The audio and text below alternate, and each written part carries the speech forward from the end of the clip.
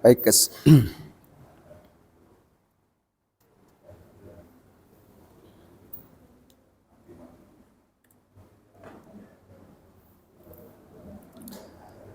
Baik, assalamualaikum warahmatullahi taala wabarakatuh. Alhamdulillahilladzi arsala rasulahu bil huda wa dinil haqq liyudhhirahu 'alad dini kullihi wa kafa billahi syahida. Asyhadu an la ilaha illallah wahdahu la syarikalah wa asyhadu anna sayyidana Muhammadan abduhu wa rasuluhu la nabiyya wa la rasula ba'da. Allahumma salli ala sayyidina Muhammadin al-fatihi lima uliq wal khatimi lima sabaq nasiril haqqi bil haqq wal hadi ila siratikal mustaqim wa ala alihi haqqa qadrihi wa miqdarihil azim, amma ba'du. Para jamaah yang sama-sama dimuliakan Allah Subhanahu wa taala, mudah-mudahan lelahnya kita, perjuangan kita, segala ibadah yang telah kita lakukan semuanya bernilai pahala di sisi Allah Subhanahu wa taala. Dan Allah berkenan menerima semua hajat dan munajat serta doa kita dan menjadikan kita sebagai orang-orang yang dikelompokkan bersama orang-orang yang bertakwa di sisi Allah Subhanahu wa taala. Amin. Allahumma amin. Salawat dan salamullah kita haturkan kepada sang baginda Rasul Nabi besar Muhammad sallallahu alaihi wasallam dengan ucapan Allahumma sholli ala sayyidina Muhammad wa ala ali sayyidina Muhammad. Mudah-mudahan beliau berkenan menjadikan kita sebagai umatnya yang akan mendapatkan syafaatnya dari beliau. Amin. Allahumma amin. Para jamaah yang sama-sama dimuliakan Allah Subhanahu wa taala, kita melanjutkan kajian tentang Mawa'idul Usfuriyah, tentang beberapa kisah dan hadis yang terkandung di dalamnya dan kemudian hikmah yang ada dalam hadis yang disampaikan oleh Rasulullah SAW, dan kebetulan kita sampai pada hadis yang ke-13. Namun sebelum itu menarik, kemarin di grup lansia ada sebuah kajian yang patut untuk kita cermati bersama tentang lafadz Allah. Lafadz Allah ini penting untuk i'tiqadiyah kita, keyakinan kita. Sambil kemudian kita mencoba menyelami tentang apa sih sebetulnya hakikat dari i'tiqadiyah itu sendiri dan bagaimana keimanan kita serta seberapa pengetahuan kita tentang iman dan ibadah yang telah kita lakukan. Sebelum kita masuk pada inti kajian, lafadz Allah, jadi memang lamnya di yang kedua itu harokatnya panjang ke atas, jadi agak panjang. Allah, Allah. Nah kemudian kalau di kajian itu memang orang Malaysia kalau tidak salah suaranya.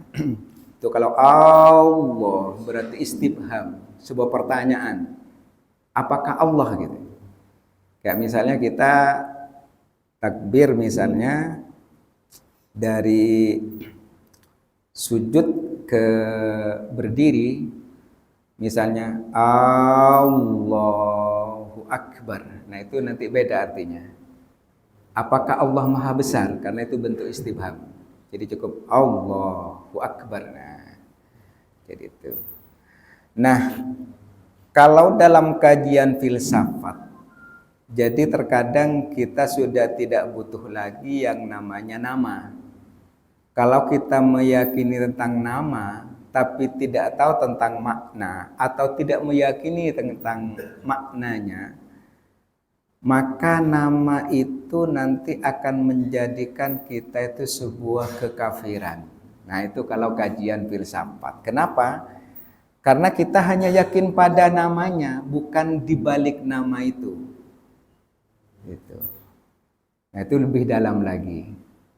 Makanya kalau tauhid itu jenjangnya itu ada 4.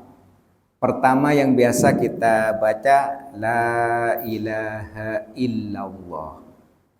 La ilaha illallah. Jadi enggak usah la ilaha illallah, enggak usah, karena itu nanti akan ada hamzah yang sukun. La ilaha illallah. Tapi ada kadang la ilaha illallah itu artinya beda.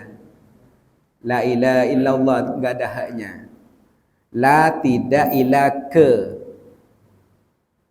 Tuhan kecuali Allah. Nah, itu nanti artinya akan beda. La ilaha illallah. Jadi harus ada haknya. La ilaha illallah. La ilaha illallah. Nah, lafaz Allah itu ditampakkan, itu yang pertama. Itu biasa dalam tingkatan syariat, biasa kita baca. Ketika kita baca tahlil la ilaha illallah, itu menampakkan lafaz Allah. Tapi kemudian di tingkatan kedua, itu sudah berubah menjadi la ilaha illahu atau la ilaha illahuwa. Tidak ada Tuhan kecuali Dia. Dia itu maksudnya apa? Sudah lebih memperjelas bahwa lafaz Allah tidak sekedar nama tapi sudah Dia. Berarti kalau Dia sih kita sudah tahu tentang hakikat Allah itu. Nah, kita sudah sampai di mana? Apakah sekedar ucapan nama Allah ataukah sudah masuk pada tingkatan kedua namanya huwa atau Dia. Berarti kalau Dia kita sudah tahu. Nah, ini kita mencoba kaji yang lebih dalam. Nah, kemudian tingkatan yang ketiga, la ilaha illa anta. Tidak ada Tuhan kecuali Engkau ya Allah. Nah, ketika sudah menyebutkan kata-kata anta, ini lebih jelas lagi. Tidak hanya Dia. Kalau Dia itu jauh, masih jauh, di angan-angan. Tapi kita sudah kenal. Tapi ketika sudah menyebutkan nama anta, Engkau, itu sudah mulai mengenal hakikat Allah. Bahwa Allah yang menguasai kita, Allah yang menjadikan kita semuanya bergerak, Allah yang menjadikan semua takdir kita, seperti semalam kita kaji bersama guru kita. Itu semuanya Allah yang menggerakkan, semua Allah yang menciptakan. Nah, kalau itu sudah ada kesadaran, maka sudah tumbuh lafaz la ilaha illa anta. Sudah mulai ke Engkau, sudah mulai lebih jelas lagi pengetahuan kita tentang Allah Subhanahu wa taala. Tapi tingkatan yang keempat sudah tidak ada lafaz lagi. Karena apa? Dia sudah mengetahui semuanya. Makanya inilah puncaknya dalam ilmu filsafat. Ada orang sufi itu yang dikenal dengan anal haq. Jadi sayalah yang benar. Jadi semua sifat-sifat Allah, kemudian nama-nama Allah sudah mulai lebih dikenal. Maka kemudian yang bergerak dalam tubuhnya itu bukan tubuhnya lagi, tapi sudah Allah yang menggerakkan. Nah, kesadaran seperti inilah yang merupakan puncak tauhidnya, dan itulah kedekatan kita dengan Allah Subhanahu wa taala. Makanya ketika Allah mengajarkan melalui malaikat Jibril kepada Nabi Muhammad SAW, itu ada 3. Pertama Islam, iman, dan ihsan. Islam, iman, dan ihsan. 3 rangkaian ini harus benar-benar dipahami dengan betul. Kalau misalnya hanya sekedar Islam, itu hanya gerakan lewat jasmaniyah kita, gerakan kita. Jadi syariat itu aqwal wa af'al, perkataan dan perbuatan, gerakan kita. Jadi ketika kita sholat, bacaannya seperti itu, gerakannya seperti itu. Nah, itu masih tingkatan syariat. Tapi kalau lebih dalam lagi, sudah mulai menyadari, ihsannya itu sudah mulai tampak. Anta budullah ka'annaka tarahu fa illam takun tarahu fa innahu yarak. Hendaklah engkau menyembah kepada Allah seakan-akan kau melihat Allah, tapi kalau engkau tidak bisa melihat Allah, yakinlah bahwa Allah itu yang melihat kita. Nah, ini sudah tingkatan puncak ihsan. Islam, iman, dan ihsan. Kalau ibarat buah misalnya, maka buah ini ada kulit, ada isi, dan kemudian ada rasa. Kulitnya itu berupa syariat atau Islam. Tapi ketika kita masuk pada isinya, itu namanya iman. Lebih jauh lagi ke rasa. Rasa inilah yang dimaksud dengan ihsan yang diajarkan oleh malaikat Jibril kepada Nabi kita Muhammad SAW ketika ada seorang laki-laki yang putih tapi tidak kelihatan ada keringat dan ada debu yang menempel di tubuh dan bajunya, menanyakan kepada Rasulullah tentang apa itu iman, apa itu Islam, dan apa itu ihsan. Nah, jadi ihsan itu sudah mulai rasa. Nah, ketika masuk ke rasa inilah maka benar-benar kita merasakan berislam.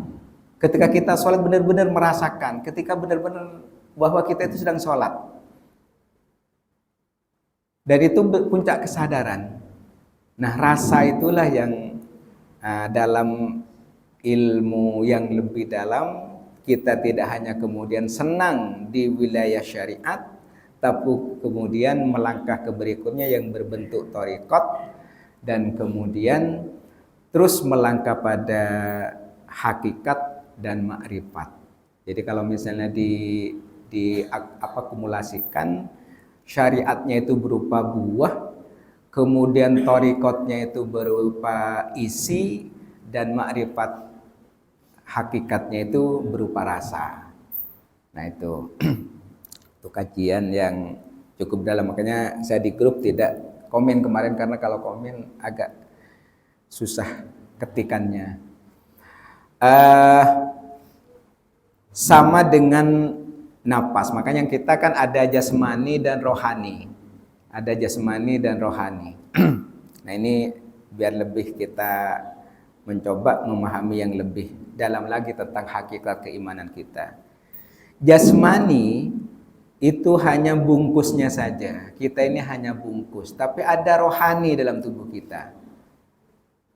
Nah, yang menggerakkan kita tiap hari ini jasmaninya atau rohaninya. Nah, ini sudah masuk pada tingkatan iman kita, keyakinan kita kepada Allah Subhanahu wa taala. Jasmani itu jas.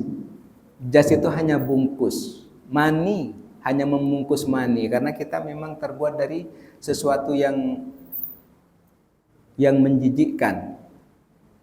Kemudian ada rohani yang Allah titipkan kepada kita, dan itu yang masuk dalam bungkus jasmani kita, dan itu yang menggerakkan. Maka rohani ini tidak pernah mati, gitu, tidak pernah mati,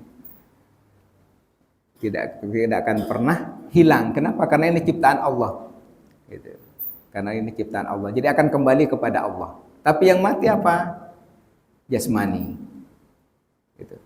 Kalau ingin membuktikan, misalnya ketika ada orang meninggal, nah ini masuk nanti ke tahapan berikutnya. Kalau misalnya ada orang meninggal, kita buka matanya, padahal matanya sama dan masih ada wujudnya, apakah mata yang masih ada dan berwujud itu bisa melihat ke sekelilingnya? Dia sudah mati, padahal matanya sama dengan kita. Artinya apa? Bahwa mata ini bukan yang melihat, tapi kalau kita sakit kan datang ke dokter mata. Nah, disitulah ada sebuah rohaniyah kita, bahwa sebetulnya jasmani ini hanya kerangkanya saja, tapi yang sebetulnya lebih dalam lagi adalah rohaniyahnya, bahwa sebetulnya ada ruh di dalam kita yang dititipkan oleh Allah, yang kemudian memfungsikan terhadap jasmani itu. Contoh itu tadi mata walaupun sama dengan kita, tapi dia sudah mati secara jasmani, maka tidak bisa melihat. Artinya apa?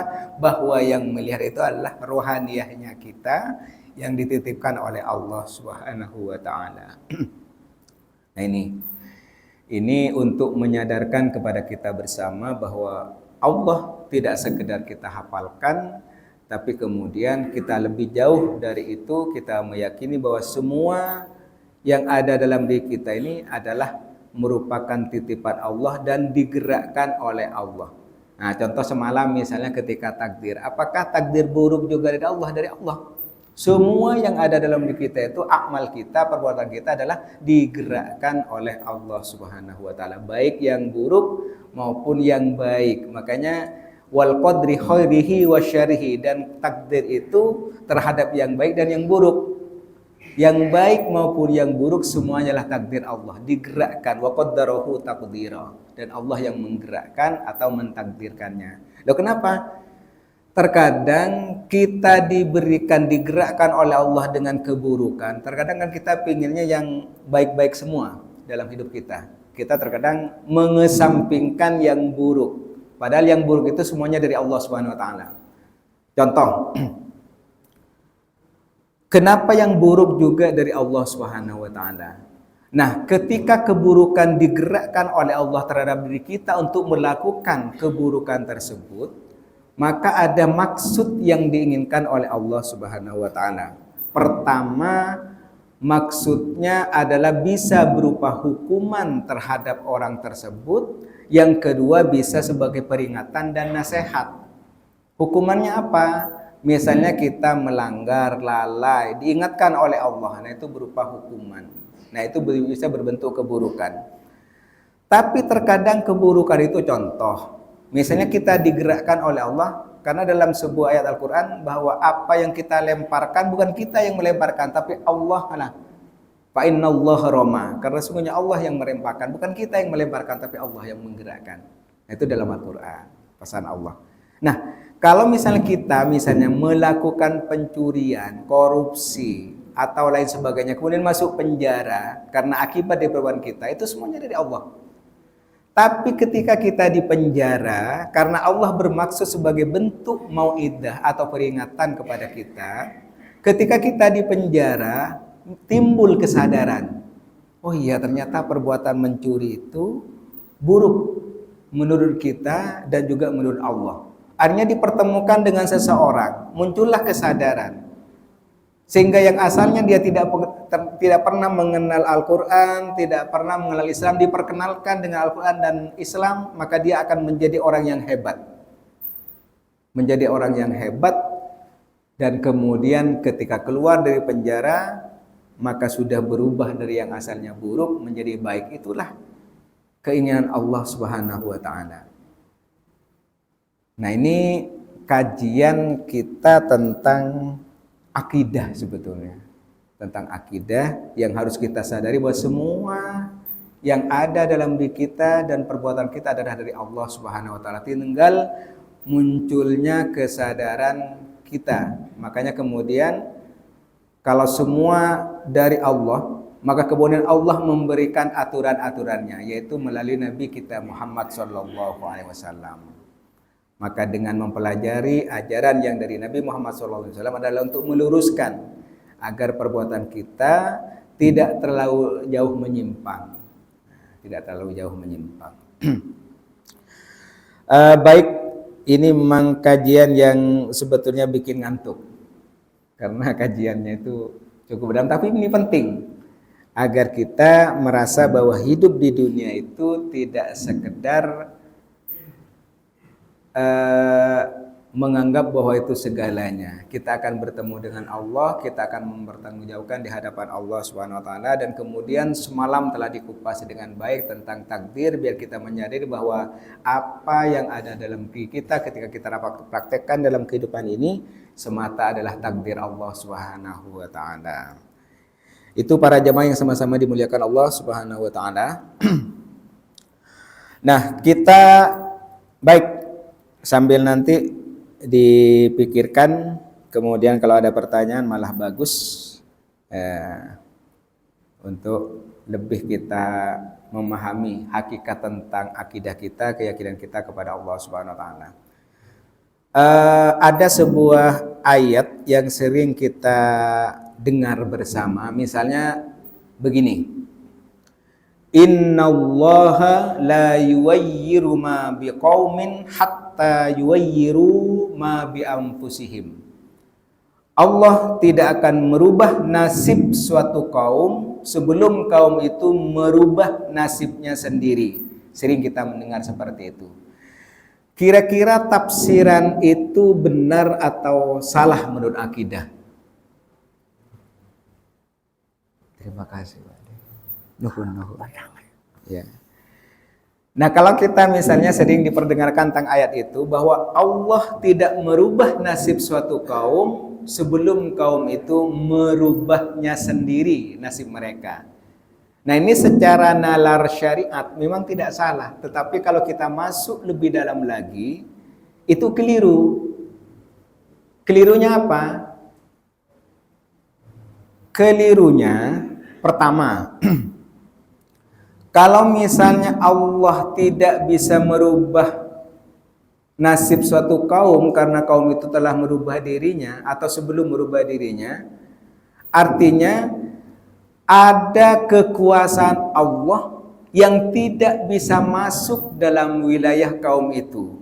Artinya kaum itu tidak bisa dirubah oleh Allah. Kalau seperti itu, berarti kaum itu lebih hebat dari Allah kekuasaannya.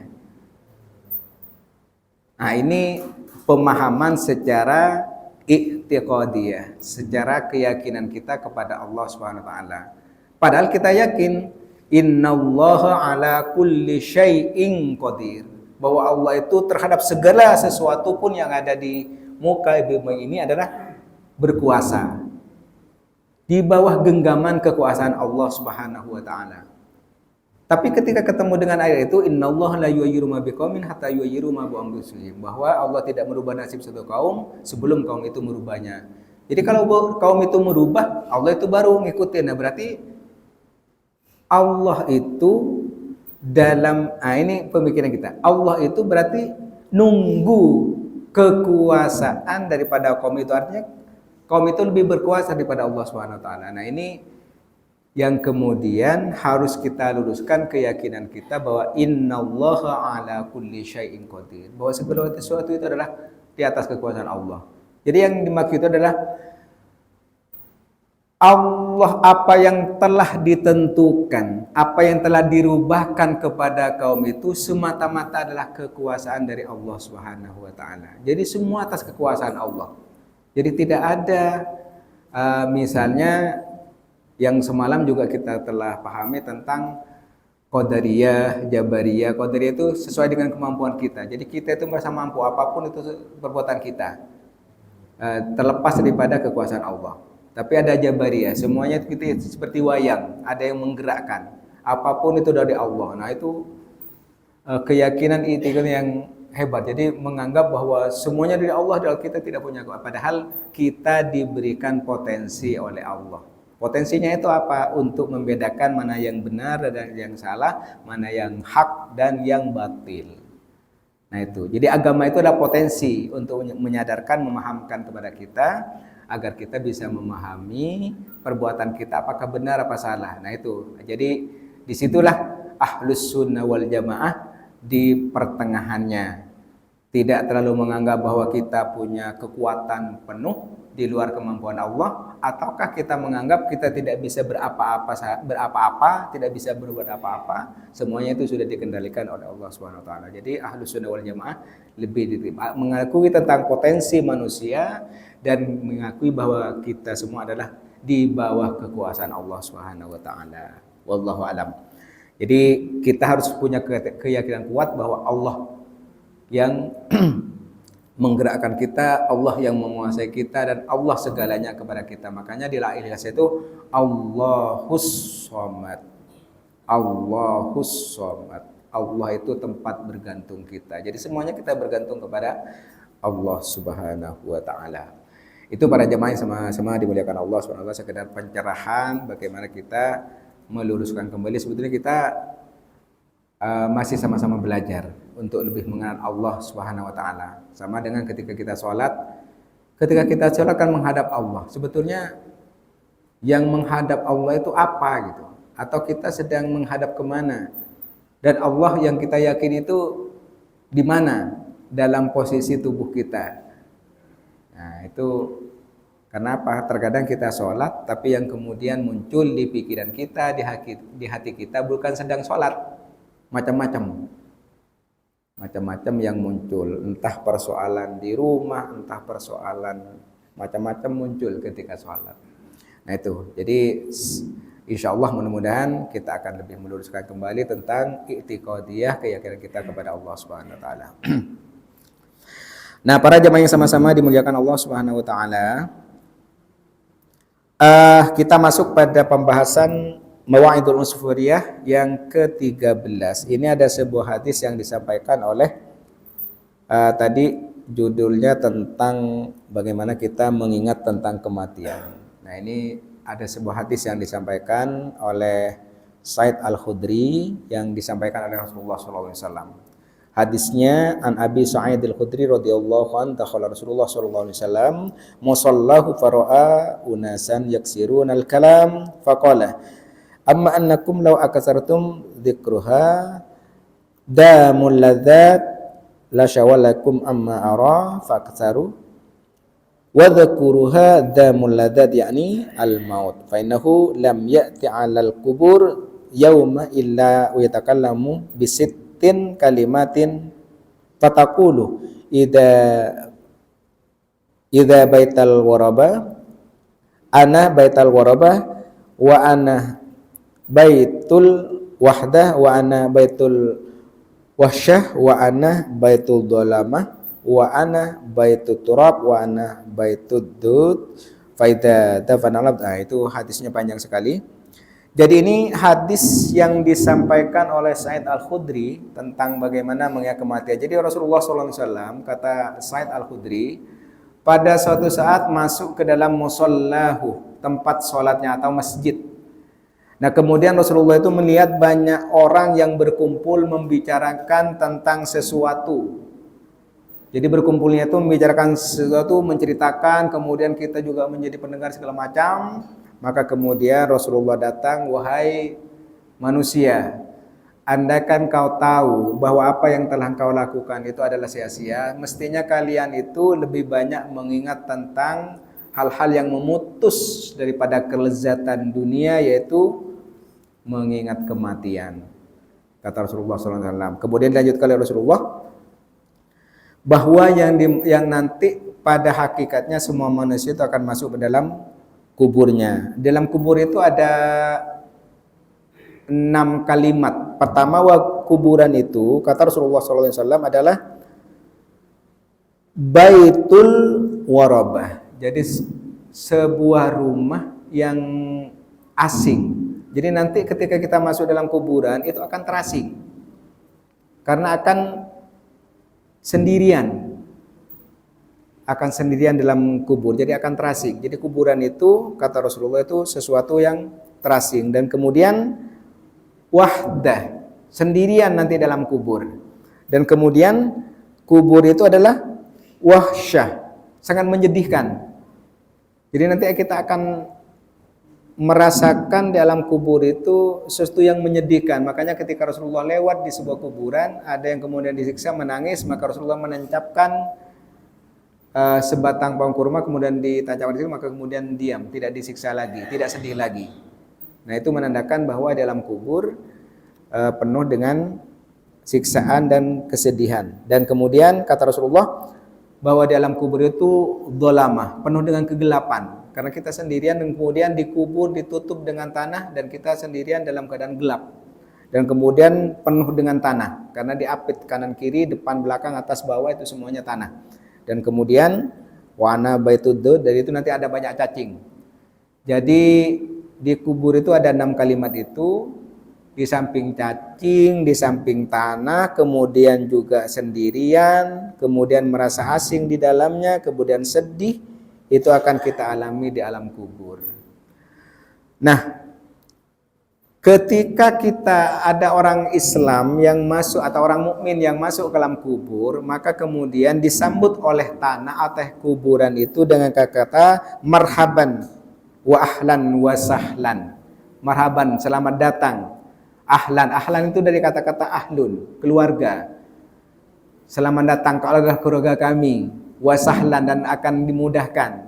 Jadi ketika misalnya kita menyampaikan marhaban ahlan wa sahlan, berarti kita mengucapkan selamat datang, kemudian ahlan wa sahlan itu artinya kita menganggap mereka yang datang bertamu kepada kita itu sebagai keluarga kita, dan kemudian akan dipermudah segala urusannya. Makanya disuguhin segala macam karena kita menyambut tamu. Nah di kubur juga sama. Kalau orang mukmin maka disambut dengan seperti itu. Maka kata bumi, sekarang rasakan aku sangat merindui kamu. Ketika berada di dunia itu kamu beriman, banyak beribadah, banyak berzikir kepada Allah, memanfaatkan umurnya untuk membaca atau qiraatul Quran, itu kemudian disambut di kuburan itu dengan marhaban ahlan wa sahlan oleh kuburan. Maka kemudian kuburan itu akan diluaskan oleh Allah sepemandangannya, dan kemudian pintu surga akan dibuka oleh Allah Subhanahu wa taala, diperlihatkan. Jadi ada sebuah hadis lain yang menyatakan ketika kita sudah digotong menuju kuburan, maka itu sudah ditampakkan terhadap jenazah itu bahwa nanti dengan kebaikannya dia akan mendapatkan nikmat terbaik, nikmat kubur, dan kemudian akan diperlihatkan tentang bagaimana suasana surga. Sehingga kemudian ketika digotong dia minta, ayo cepat-cepat saya masukkan ke dalam kuburan, kata sang jenazah. Tapi bagaimana kalau misalnya yang datang itu adalah orang kafir, orang yang ingkar kepada Allah Subhanahu wa taala, tidak mau beribadah, bahkan mendengar adzannya pun tidak bersegera datang ke masjid untuk menunaikan kewajibannya. Maka la marhaban wala ahlan wala sahlan, kata kuburan. Wahai orang kafir, tidak ada sambutan bagimu dan juga engkau bukan ahlan wa sahlan, kata kuburan. Bahkan kemudian Rasulullah menggambarkan kuburan itu nanti akan mempersempit. Jadi terhadap orang kafir itu yang ingkar kepada Allah, kuburannya pun benci dengan orang ini. Maka kemudian dihimpit sampai kemudian tulang belulang itu gemeretekan. Bahkan Rasulullah menggambarkan seperti memasukkan jari-jarinya ini seperti ini. Jadi menekan seperti ini, kata Rasulullah SAW. Itu saking dahsyatnya bagaimana siksa kubur. Nah, yang seperti ini adalah gambaran Rasulullah agar kita bisa mengingat tentang kematian tersebut, bahwa setiap yang bernyawa pasti akan mengalami kematian, gitu ya. Maka akan mengalami kematian. Maka hadis ini menjadi penting kepada kita bersama. Nah, kemudian lalu Rasulullah SAW menyampaikan ketika kemudian menggambarkan tentang bagaimana gemeretaknya tulang-tulang yang dihimpit oleh tanah bagi orang kafir tersebut yang tidak mau beriman kepada Allah SWT, maka Rasulullah menggambarkan bahwa sesungguhnya surga itu adalah merupakan gambaran ketika kita akan mendapatkan surga yang sesungguhnya dari Allah SWT. Bahkan itu disebutkan oleh Rasulullah sebagai raudhatun min riyadil jinan, bahwa surga itu adalah seperti taman-taman surga. Artinya apa? Ketika kita masuk dalam kuburan, digambarkan tentang pintunya, karena kita beriman, banyak beribadah kepada Allah, bertawakal dan bertakwa kepada Allah, maka kemudian digambarkan suasana surga itu. Jadi di alam kubur pun kita sudah digambarkan. Tapi surga itu bisa menjadi hafrah. Hafrah min hafril niran. Jadi seperti jurang neraka. Digambarkan tentang bagaimana neraka nanti akan menyambut kita setelah kita melewati tahapan-tahapan yaumul hisab, yaumul mizan, kemudian melewati sirat segala macam. Itu sudah digambarkan di alam kubur. Nah, ini menandakan kepada kita bahwa alam kubur itu sesuatu yang bisa menjadi taman surga, tapi juga menjadi jurang neraka buat kita. Itu kata Rasulullah SAW. Oleh karena itu maka semakin banyak mengingat kematian, maka kita itu akan semakin disadarkan, akan lebih khusyuk ibadah kita, akan lebih yakin akan adanya Allah Subhanahu wa taala. Contoh, sehebat apapun kita di dunia, maka kita tidak akan mampu melawan kekuasaan Allah Subhanahu wa taala. Kita mungkin punya banyak harta yang banyak. Apakah harta kita itu sudah sehebat Qarun misalnya? Apakah harta kita sudah sebanyak hartanya Qarun? Qarun yang banyak hartanya seperti itu, satu kotak kemudian kuncinya itu digotong dengan 4 orang itu pun tidak kuat. Saking begitu beratnya dan saking begitu banyaknya kekayaannya. Tapi yang sebanyak kekayaan itu tidak mampu kemudian menyelamatkan dirinya, makanya ditenggelamkan oleh Allah Subhanahu wa taala. Kekuasaan Firaun misalnya, Firaun itu kurang berkuasa bagaimana? Seorang raja yang sudah menganggap dirinya sebagai Tuhan, bahkan siapa yang tidak menyembah dia, tidak menuhankan Firaun, maka langsung dibunuh. Bahkan bayi yang baru lahir pun diperintahkan untuk dibunuh. Baru lahir kalau laki-laki langsung dibunuh oleh Firaun. Kekuasaan sangat luar biasa, dan itu punya Haman-Haman. Haman-Haman itu pengawal, penasehat yang mendukung daripada Firaun. Makanya ketika Firaun bertemu dengan Nabi Musa, kata Haman, "Wahai Firaun, coba kamu bikin sebuah bangunan yang tinggi untuk melihat ke langit itu Tuhannya Musa." Nah, itu maka kemudian ada piramid. Itu untuk menengok katanya Tuhannya Musa. Itu kata dibangun. Gitu. Tapi yang punya kekuasaan yang begitu hebat seperti itu ternyata tidak mampu merawat, menjaga dan menyelamatkan kekuasaannya, justru ditenggelamkan oleh Allah Subhanahu wa taala. Dan cara matinya pun itu sangat tidak masuk akal. Mestinya Allah itu kalau kayak andaikan misalnya sifat Allah itu kayak manusia, waduh mungkin sudah mau dicabik-cabik yang namanya Firaun itu. Karena mengaku Tuhan, tidak percaya kepada Allah, kemudian membunuh segala macam sampai mengejar dan ingin membunuh Nabi Musa, utusannya Allah Subhanahu wa taala. Tapi Allah itu mengisyaratkan kepada Nabi Musa agar menasehati Fir'aun yang sudah lalim seperti itu dengan qaulan layyinan, dengan kata-kata yang lembut. Bayangkan kalau kita pahami dengan baik, orang yang menentang Allah, orang tidak percaya kepada Allah, tapi oleh Allah masih disuruh dengan nasihat itu dengan qaulan layyinan, dengan kata-kata yang layyin, dengan yang lembut, bukan dengan yang kasar, bukan dengan pedang, bukan dengan tombak segala macam, tapi dengan qaulan layyinan. Dan matinya pun itu dengan air. Ketika tenggelam, maka air itu masuk ke ruang pernapasannya. Jadi sebetulnya ruang pernapasan itu tidak boleh dimasuki oleh apapun. Kalau sudah dimasuki oleh apapun, maka dia akan lambat laun akan meninggal. Ruang pernapasan itu masuk, cuma air ternyata mampu membunuh Fir'aun yang katanya hebat itu. Nah, ini menjadi gambaran kepada kita. Namrud misalnya kurang berkuasa bagaimana? Kekuasaannya itu sangat luar biasa. Melawan Nabi Ibrahim. Tapi apa yang kemudian terjadi di akhir hidupnya? Hanya seekor nyamuk masuk ke hidung terus kemudian sampai ke otaknya, dipukul-pukul sama Namrud. Otaknya yang sakit karena kemasukan nyamuk itu.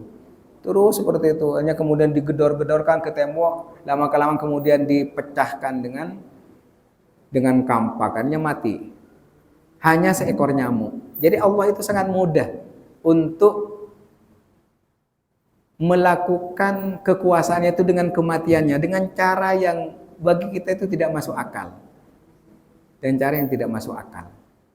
Jadi Allah itu sangat berkuasa dalam diri kita. Maka kita itu tidak punya kekuatan apapun selain hanya bergantung kepada Allah Subhanahu wa taala.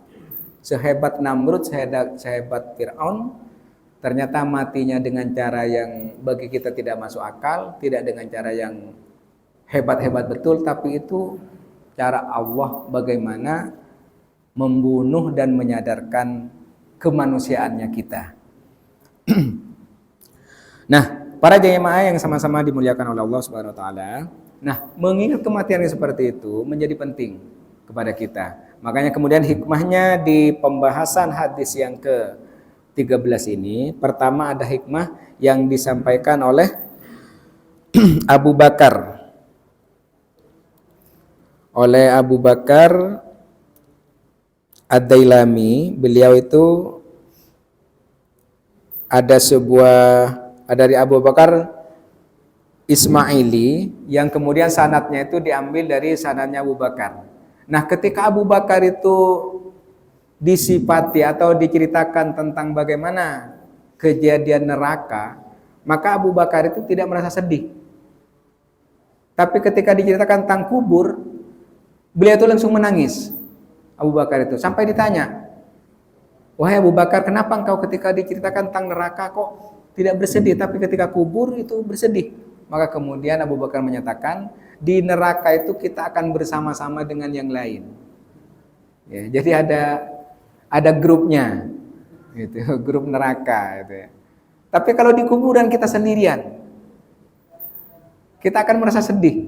Mau ngomong dengan siapa? Mau teriak dengan siapa? Depan kita, kanan kiri kita itu semuanya tanah. Itu yang membuat Abu Bakar saja yang sudah dijamin masuk surga, itu justru kesedihannya itu luar biasa ketika diceritakan tentang kuburan. Nah, kita kadang mengantarkan orang meninggal ke kuburan, masih asik cerita-cerita, masih asik kadang ya ngobrol segala macam. Padahal semestinya itu pelajaran berharga bahwa kita nanti menyadarkan kita bahwa kita nanti akan digotong seperti itu, diantarkan oleh teman-teman kita, kemudian dimasukkan di ruang yang seperti itu, dihadapkan kepada kiblat, kemudian ditimbun dengan tanah, kemudian ditinggalkan. Nah, itu nanti kalau kesadaran seperti itu muncul, kita akan muncul juga bagaimana i'tiqadiyah kita, keyakinannya kita kepada Allah Subhanahu wa taala semakin meningkat nanti kesadarannya. Makanya itu pelajaran berharga adalah kematian, karena kematianlah yang akan lebih mengingatkan kita bagaimana sesungguhnya kita menyadari bahwa Allah yang berkuasa kepada kita. Nah itu. Nah, itu yang dialami oleh Abu Bakar. Ada sebuah hikayat lagi dalam hadis ini yang disampaikan oleh Hasan Basri. Beliau itu seorang filsuf, seorang sufi terkenal. Pada suatu pagi beliau itu kemudian duduk di depan rumahnya, maka dia melihat keranda yang kemudian digotong, di belakangnya itu banyak orang yang mengikutinya. Kemudian anak kecil itu berada di bawah jenazah tersebut, kata Imam Hasan Basri. Maka kemudian diikuti oleh Imam Hasan Basri ini. Diikuti, siapa tahu nanti akan menemukan sesuatu yang hikmah yang hebat. Akhirnya kemudian diantarkan, kemudian beliau juga ikut dalam sholatnya, setelah itu pulang. Besok paginya beliau melihat lagi anak kecil itu kemudian datang ke kuburan bapaknya. Nah, singkatnya dalam kitab ini disebutkan, "Wahai bapak, apa yang kau alami saat ini? Kemarin malam aku telah memasak makanan, aku telah menyiapkan makanan untukmu. Lalu siapa yang menyiapkan dan menyuguhkan makanan untukmu? Kemarin malam ayah, aku telah menyiapkan gelar hamparan untuk kau bisa tidur di atasnya. Lalu siapa semalam yang telah menggelar hamparan untuk tempat tidurmu? Ayah, saya telah memijit kaki dan tanganmu kemarin malam. Lalu siapa yang memijit kaki dan tanganmu malam tadi?" Kata sang anak tersebut. Terus ditanyakan seperti itu. Imam Hasan Basri ini kemudian menangis mendengar kata itu. Akhirnya kemudian beliau itu karena ngumpet istilahnya, maka kemudian menampakkan diri, menemui sang anak. Wahai sang anak, karena ini kan anak perempuan. Jangan kau tanyakan seperti itu. Tanyakanlah, wahai ayah, engkau kemarin telah dihadapkan pada kiblat. Apakah sampai detik ini pun engkau masih tetap menghadap kiblat? Ataukah sudah kau berpaling kepada kiblat yang lain? Nah, ini sangat dalam. Jadi makanya kemudian ketika kita memasukkan jenazah ke dalam kubur, kemudian dihadapkan, hidungnya ditempelkan ke tanah, dihadapkan kepada kiblat. Nah, apakah sepeninggalnya kita posisi daripada jenazah itu tetap menghadap kiblat ataukah sudah berpaling? Itu kata Imam Hasan. Tanyakan itu. Kemudian ayah, bagi orang yang beriman itu pasti nanti akan bisa menjawab pertanyaan mungkar nakir. Apakah engkau bisa menjawab semua pertanyaan mungkar nakir ataukah engkau tidak bisa ya?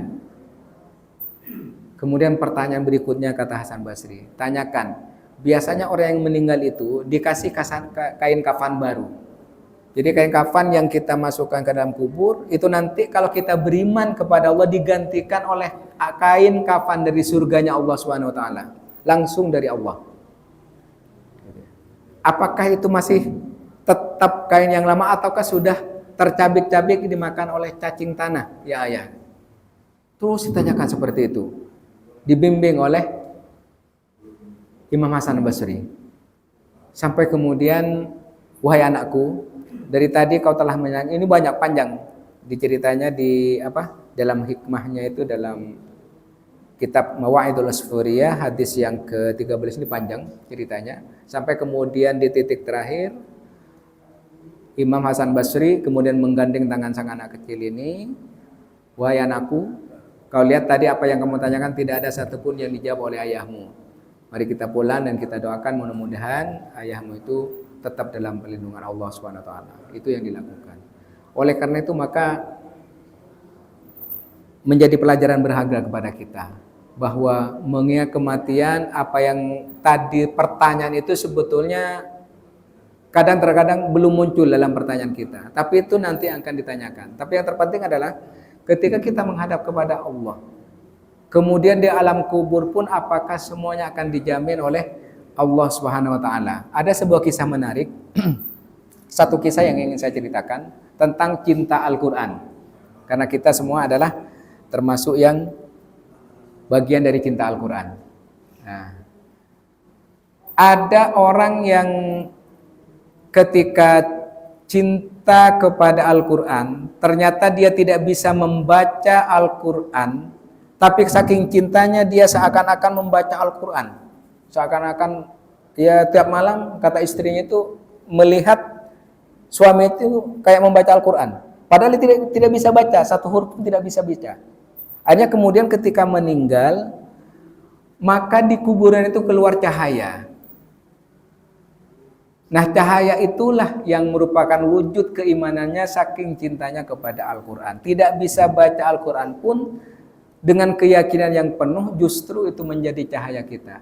Apalagi kita yang biasa sudah rutin istiqomah baca Al-Quran, itu nanti akan menjadi sahabat dan cahaya. Jadi kalau misalnya di kuburan, itu cahaya itu akan menyinari, akan ada di dada kita dan kemudian di atas kepala kita. Ketika Munkar Nakir menanyakan, "Marrabbuka wa man nabiyuka wa ma imuka" dan lain sebagainya, itu tidak bisa dihafalkan kita di dunia.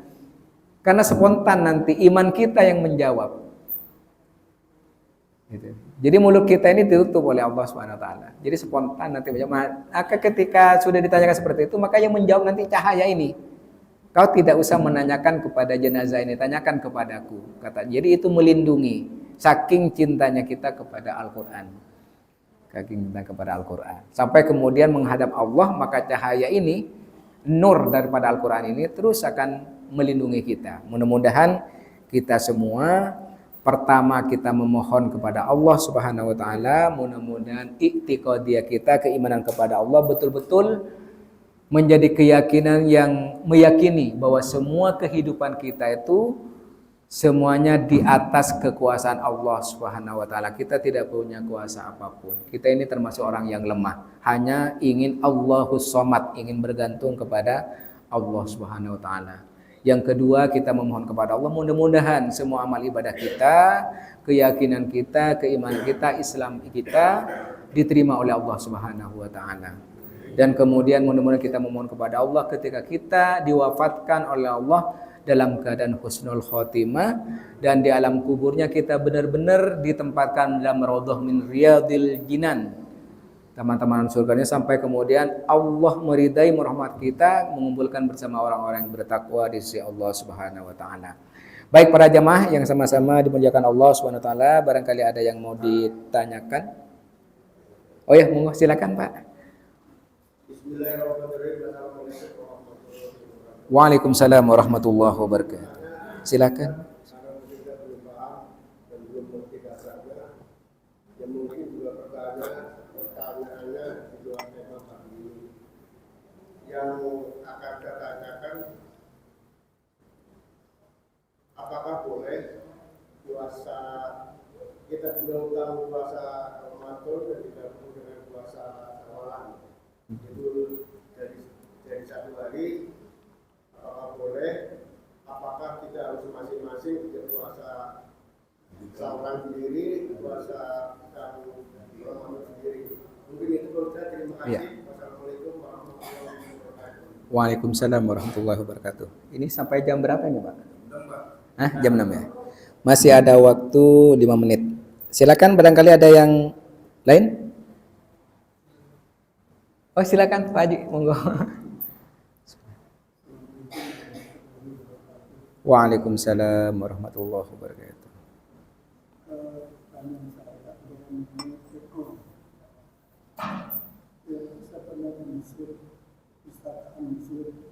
Dia disemangatkan di perpustakaan. Kenapa dia tidak bukan oleh orang Mesir? Padahal orang Mesir itu orang Islam sama Indonesia. Kenapa? Kenapa kok dia begitu? Kalau di tengah-tengah perpustakaan Mesir Kairo itu, di perpustakaan Kairo, di tengah-tengah perpustakaan itu melahirkan sampai sekarang masih ada. Kenapa enggak diberikan pada orang Mesir? Orang Mesir juga sama Indonesia itu langsung. Terima kasih. Baik, alhamdulillah. Yang pertama tentang puasa, bagaimana menggantikan puasa yang istilahnya bolong pada saat bulan Ramadan. Ada puasa wajib bulan Ramadan. Puasa wajib itu ada juga nadar juga menjadi wajib. Ada puasa sunnah, kalau puasa sunnah banyak macam-macam. Itu ada yang puasa haram. Haram itu misalnya di 3 hari tasyrik ya. Itu atau di Idain 2 hari raya itu yang haram. Nah, bagaimana menggantikan? Nah, karena itu menggantikan yang wajib, kemudian numpang di yang sunnah, maka sama-sama mendapatkan pahala. Pahala wajib karena menggantikan itu, kemudian sunnahnya karena di Syawal, apalagi nanti ditambah dengan hari Senin dan Kamis. Jadi 3 tempat itu bisa kita dapatkan dalam pahalanya. Jadi kalau misalnya pas menggantikan di hari Senin, masih bulan Syawal, maka Syawalnya dapat, menggantinya dapat, dan Seninnya juga dapat pahala, insya Allah. Lalu bagaimana? Apakah kehilangan di bulan Ramadan itu bisa tergantikan di luar? Ada yang menyatakan bahwa nilai puasa bulan Ramadan tidak akan pernah tergantikan oleh hari-hari di luar bulan Ramadan. Karena itu bulan kemuliaan dari Allah Subhanahu wa taala. Tetapi itu pendapat ya, pendapat. Tapi kita punya kewajiban untuk menggantikan kalau ada yang bolong. Maka jangan nunggu nanti, tunggu tarsok tar besok. Nah, itu nanti bisa lupa nanti. Mumpung masih Syawal itu insyaallah 3 Pak dapat pahalanya. Kalau misalnya pas menggantikan di bulan Syawal, hari Senin atau Kamis, itu di samping dapat pahala di bulan Syawal, karena man shoma Ramadan summa atbahu syittam min Syawal kana kasiyamid dahr. Orang yang kemudian melaksanakan bulan Ramadan, puasa bulan Ramadan, kemudian mengikutkannya 6 hari setelahnya itu seperti berpuasa setahun penuh. Apalagi pas di Senin Kamisnya. Jadi 3 hal. Oke. Nah, sekarang Fir'aun itu tadi diceritakan kenapa kok di Mesir itu sampai sekarang masih ada dan bisa kita saksikan bersama. Itu memang janji Allah dalam Al-Quran bahwa Fir'aun tetap akan diabadikan sampai akhir zaman.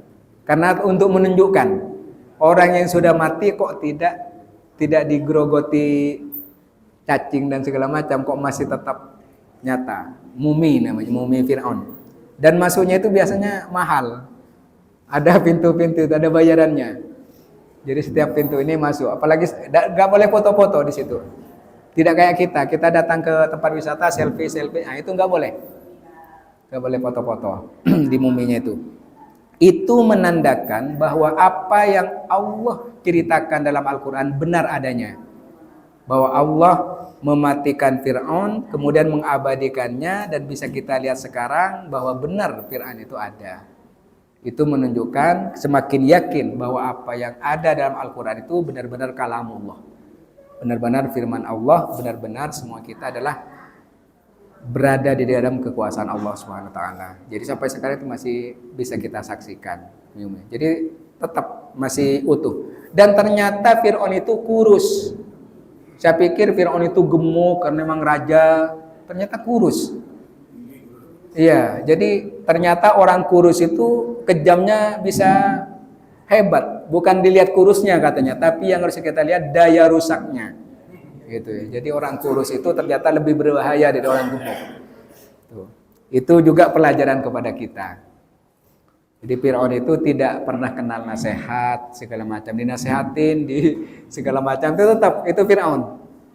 Nah, cerita dalam Al-Quran itu pasti akan berulang. Ada mungkin pada masanya nanti kita akan ketemu dengan kekuasaan yang sama dengan Fir'aun. Tidak pernah kenal nasihat, tidak pernah kenal benar dan benar. Semua orang baik akan dihabisin. Nah itu gaya-gaya Fir'aun akan muncul pada saatnya. Gitu. Di masa Namrud juga akan muncul seperti itu.